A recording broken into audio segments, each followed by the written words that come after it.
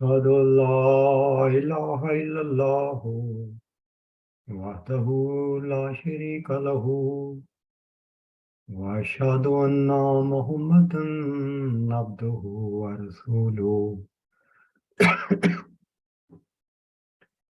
أما بعد فأعوذ بالله من الشيطان الرجيم بسم الله الرحمن الرحيم الحمد لله رب العالمين الرحمن الرحيم مالك يوم الدين إياك نعبد وإياك نستعين اهدنا الصراط المستقيم صراط الذين أنعمت عليهم غير المغضوب عليهم ولا الضالين آمين عالم الغیب فلا يظهر على غیبه أحدا إلا من ارتضى من رسول فإنه يسلك من بين يديه ومن خلفه رصدا۔ گزشتہ خطبہ میں نے یہ بات بیان کی تھی کہ مسلمانوں نے بنیادی یونٹس میں وہ علمی ترقی نہیں کی جو کہ دوسری قوموں نے کی تھی۔ اس کی وضاحت کے لیے میں ایک چیز یا ایک مثال سامنے رکھتا ہوں۔ ہم یہ دیکھتے ہیں کہ رسول کریم صلی اللہ علیہ وآلہ وسلم نے جب دجال کا ذکر کیا تو فرمایا اس کے ایک کان اور دوسرے کان میں کے درمیان 70 باہ کا فاصلہ ہے۔ یہاں پر ہم یہ دیکھتے ہیں کہ فاصلے کی پیمائش کے لیے ایک یونٹ استعمال کیا گیا ہے باہ، اور اس کی تعریف یہ ہے کہ ایک شخص دونوں بازو پھیلا کر کھڑا ہو تو اس کی مثلا دائیں جانب کے ہاتھ کی بڑی انگلی سے لے کر بائیں جانب کی بڑی انگلی تک جتنا فاصلہ ہے اس کو ایک باہ کہا جاتا ہے۔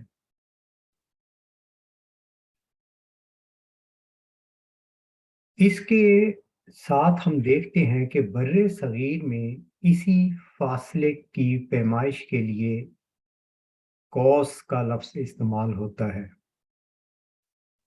یا ہوتا تھا، اور قوس کو آج کے زمانے میں تقریباً 3.2 کلومیٹر کے فاصلے کو کہا جاتا ہے۔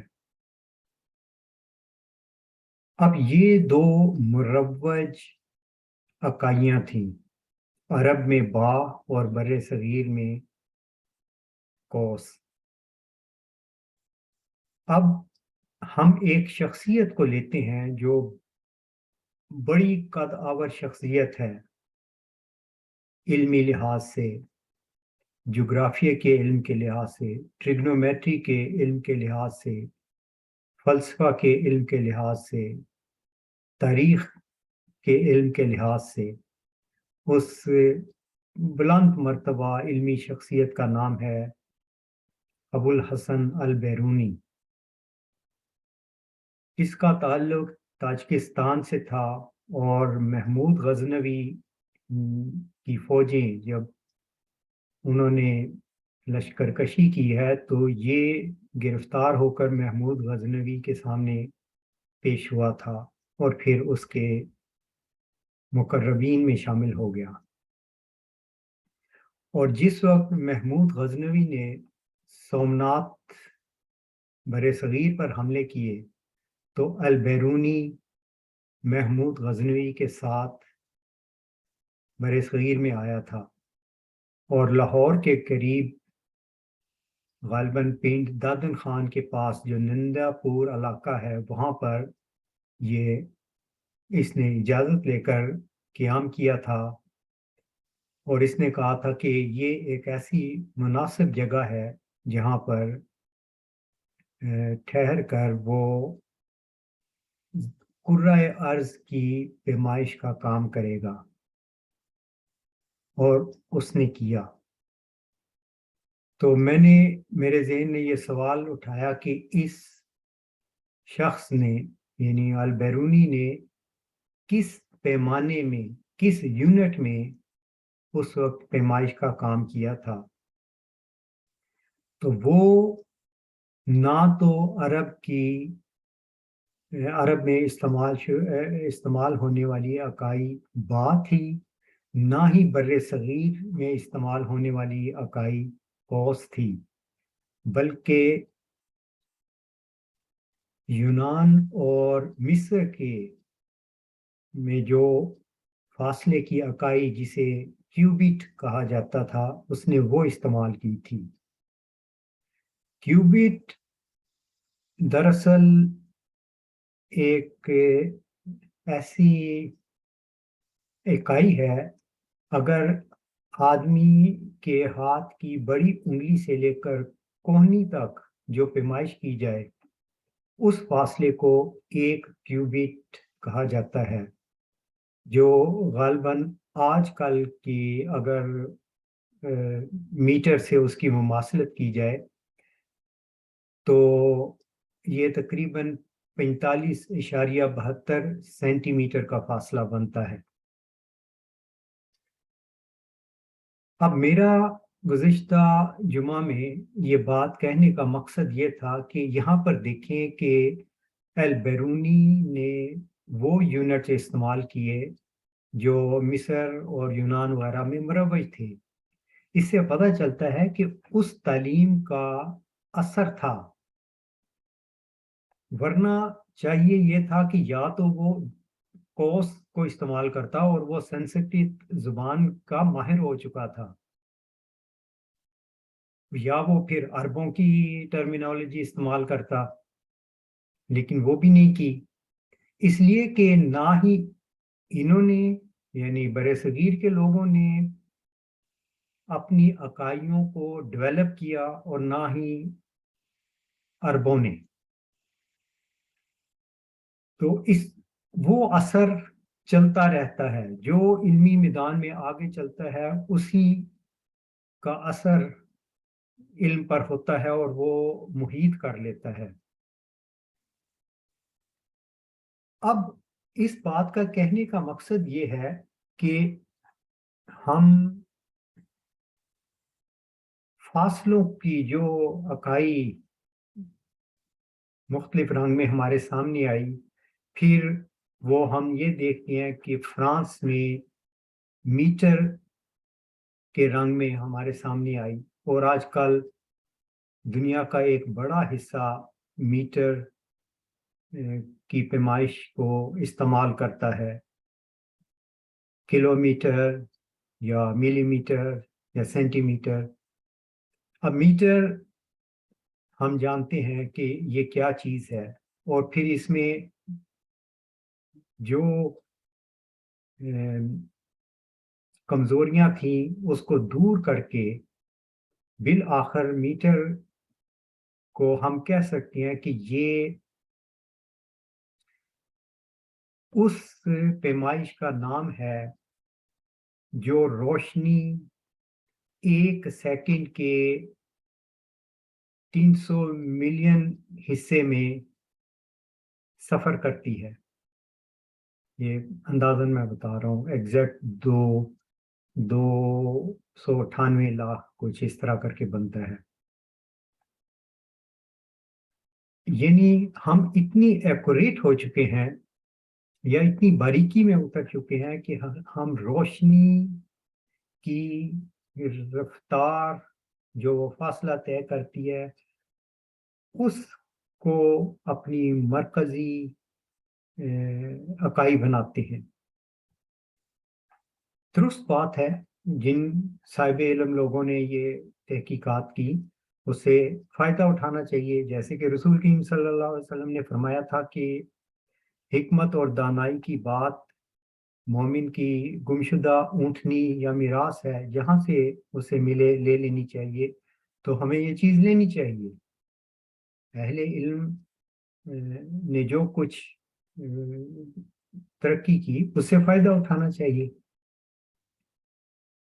لیکن جن چیزوں کی طرف میں نے پچھلی دفعہ زندگی کے موضوع پر بات کی تھی، یہ ایسے موضوع ہیں جن میں ہماری کچھ اکائیاں ہیں جس پہ ہمیں علمی رنگ میں ترقی کرنی چاہیے اور ان کو مروج کرنا چاہیے۔ ہماری اکائیاں کیا ہیں؟ ہماری سب سے بڑی اکائی اللہ تعالیٰ کی ہستی ہے، اس کے حوالے سے چیزوں کو ہم دیکھتے ہیں۔ یعنی مسلمان اب اس کے بارے میں میں دو آیات آپ کے سامنے رکھتا ہوں۔ قرآن کریم میں سورت احقاف کی آیت نمبر 10 میں اللہ تعالیٰ فرماتا ہے رسول کریم صلی اللہ علیہ وآلہ وسلم کی زبان سے، کل ما کنتو بدعا من الرسل وما ادری ما یفعل بی ولا بکم ان اتبع الا ما یوحى الی وما انا الا نذیر مبین۔ اس میں یہ کہا جا رہا ہے کہ اللہ تعالی وہی کرتا ہے اور یہی اس کی ہستی کی پہچان ہے، یہی وہ جو ہمارا مرکزی شتیر ہے، اس کی پہچان یہ ہے کہ وہ وہی کرتا ہے، وہ کمیونیکیٹ کرتا ہے اپنی مخلوق سے۔ تو یہاں پر اس آیت کا ترجمہ یہ ہے، تو ان سے کہہ دے کہ میں کوئی دنیا میں پہلا رسول تو نہیں آیا، یعنی اس سے پہلے رسول آئے ہیں، ان سے بھی اللہ تعالیٰ نے کلام کیا تھا۔ وما ادری ما یفعل بی، اور میں نہیں اس بات کا ادراک رکھتا کہ میرے ساتھ کیا سلوک کیا جائے گا، اور نہ یہ جانتا ہوں کہ تمہارے ساتھ کیا سلوک کیا جائے گا۔ ان اتبع الا ما یوحى الی، میں صرف اس چیز کی پیروی کرتا ہوں جو مجھ پر وحی کی جاتی ہے، یعنی اللہ تعالیٰ جو کلام مجھ پر نازل کرتا ہے، جو پیغام اللہ تعالیٰ کی طرف سے آتا ہے، میں اس کی پیروی کرتا ہوں۔ اسی طرح سورت حامیم سجدہ میں بھی یہی بات ایک اور رنگ میں بیان کی گئی ہے، کل انما انا بشر مثلکم یوحى الی انما الہکم الہ واحد، تو ان سے کہہ دے کہ میں تمہارے جیسا انسان ہوں، یعنی انسان ہونے کے ناطے ہم سب ایک ہیں، ایک جیسے ہیں۔ فرق کیا چیز ڈال رہی ہے؟ فرق یہ چیز ڈال رہی ہے کہ میری جانب وحی کی جاتی ہے، مجھے غیب کی خبریں دی جاتی ہیں۔ یہ وہی بات ہے جو ابتدا میں نے تلاوت کی تھی سورۃ جن کی، کہ عالم الغیب، کہ میں اللہ، یعنی اللہ تعالیٰ عالم الغیب ہے، وہ اپنا غیب رسولوں کے علاوہ کسی پر ظاہر نہیں کرتا۔ تو یہاں پر رسول کریم صلی اللہ علیہ وسلم کی جانب سے یہ کہلوایا جا رہا ہے کہ میں تمہارے جیسا انسان ہوں، لیکن مجھ پر وحی کی جاتی ہے، اور وحی کیا کی جاتی ہے؟ انما الہکم الہ واحد، کہ تمہارا ایک خدا ہے۔ یہ ہے وہ بنیادی اکائی، وہ بنیادی شتیر، وہ بنیادی پیغام جس کی ساری عمر رسول کریم صلی اللہ علیہ وآلہ وسلم تبلیغ کرتے رہے، لا الہ الا اللہ۔ اب اس بنیادی تعلیم کو یا پیغام کو جب مسلمان مانتے ہیں تو اس کے بہت سے نتائج نکلتے ہیں۔ پہلی چیز صرف مذہبی دنیا کو میں لے کر بیان کرتا ہوں، وہ یہ ہے کہ بڑے مذاہب میں یہود جو یہ کہتے ہیں نحنو ابناء اللہ، ہم ہی خدا کے چنیدہ لوگ ہیں، اللہ نے ہمیں ہی چن لیا ہے، تو یہ جب رسول کریم صلی اللہ علیہ وسلم یہ پیغام دیتے ہیں اور مسلمان اس کو مانتے ہیں اور ہم اس کو اپنے مرکزی میسیج سمجھتے ہیں، تو ہم اس سے موازنہ کریں گے۔ جیسے کہ شروع میں نے کہا تھا کہ اگر فاصلوں کو دیکھنا ہو تو ہم میٹر کے حوالے سے ساری دنیا کے فاصلوں کو مانتے ہیں۔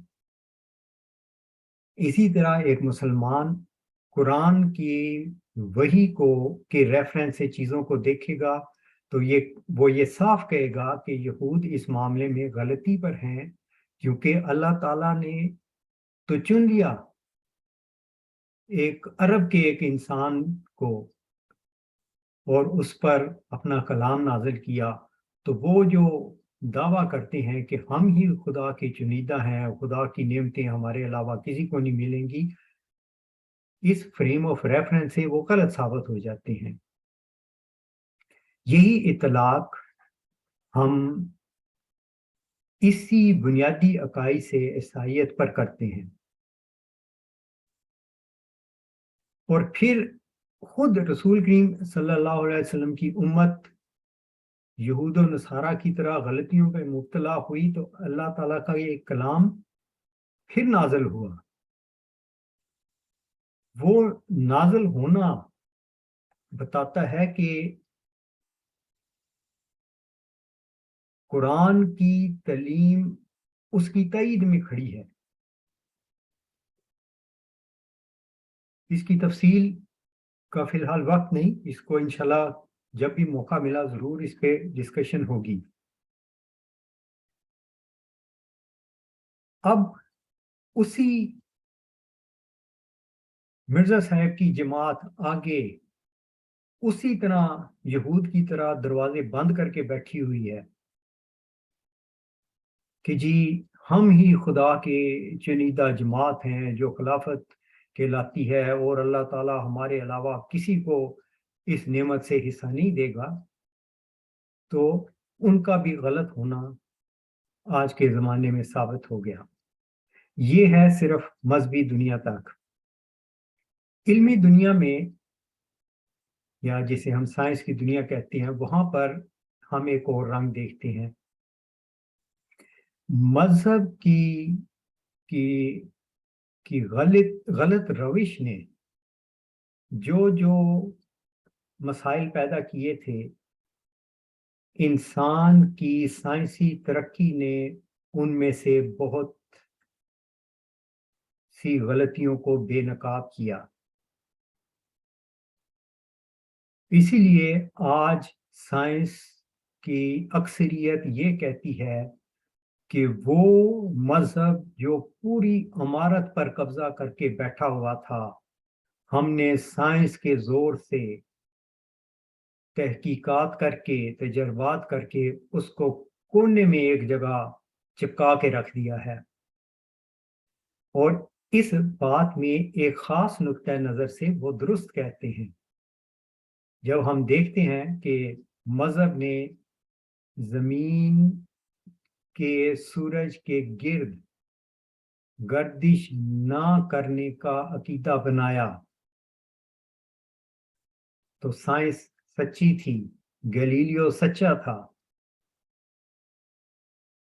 اور مذہبی تصورات غلط تھے، تو سائنس نے ان کو کونے میں چپکا کے رکھ دیا۔ لیکن اس کا یہ مطلب نہیں ہے کہ سائنس عقل کل ہو گئی، ایسا نہیں ہے. کیونکہ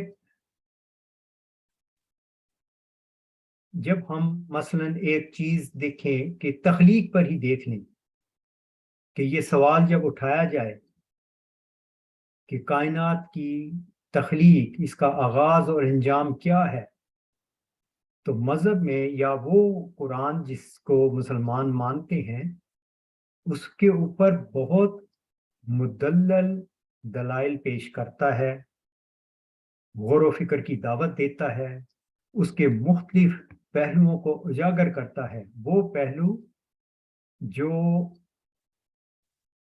سائنس نے آج تک نہیں اٹھائے. طوالت کی وجہ سے اس کو انشاءاللہ اگلے جمعے میں اگر توفیق ملی تو اس ایشو کو ڈسکس کریں گے کہ تخلیق کائنات کے بارے میں قرآنی تعلیم کیا ہے، وحی کی تعلیم کیا ہے، اور سائنس کیا کہتی ہے. اس کے اوپر اظہار خیال کروں گا. اور دوسرا موضوع جو میں نے گزشتہ جمعہ میں بھی جس کی نشاندہی کی تھی وہ ہے زندگی کی تعریف.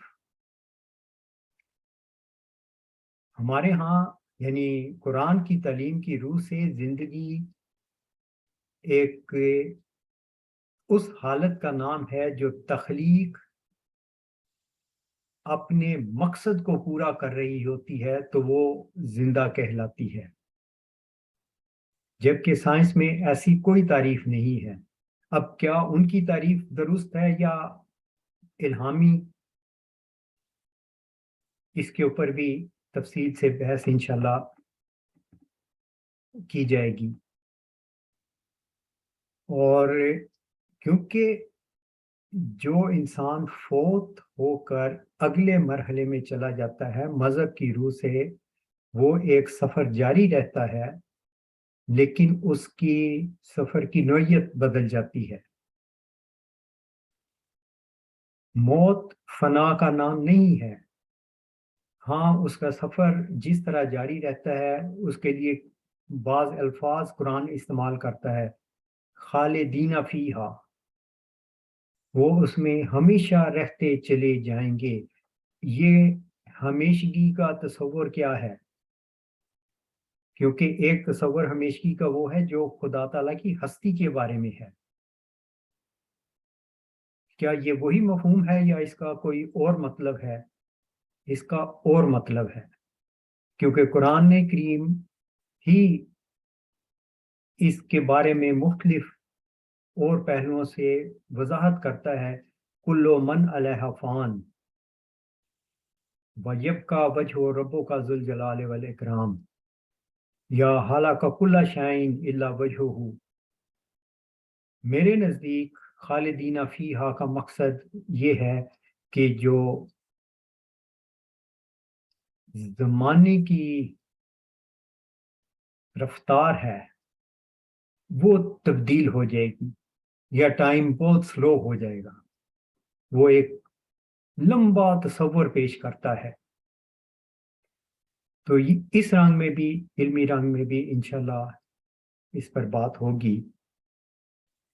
وآخر دعوانا ان الحمدللہ رب العالمین. الحمد للہ نحمده ونستعینه ونستغفره ونؤمن به ونتوکل علیہ ونعوذ باللہ من شرور انفسنا ومن سیئات اعمالنا. من يهد الله فلا مضل له ومن يضلل فلا هادي له. ونشهد ان لا اله الا الله ونشهد ان محمدا عبده ورسوله. عباد اللہ رحمكم اللہ، ان اللہ یامرکم بالعدل والاحسان وایتاء ذی القربى وینہی عن الفحشاء والمنکر والبغی یعظکم لعلکم تذکرون. اذکروا اللہ یذکرکم وَادْعُوهُ يَسْتَجِبْ لَكُمْ وَلَذِكْرُ اللَّهِ أَكْبَرُ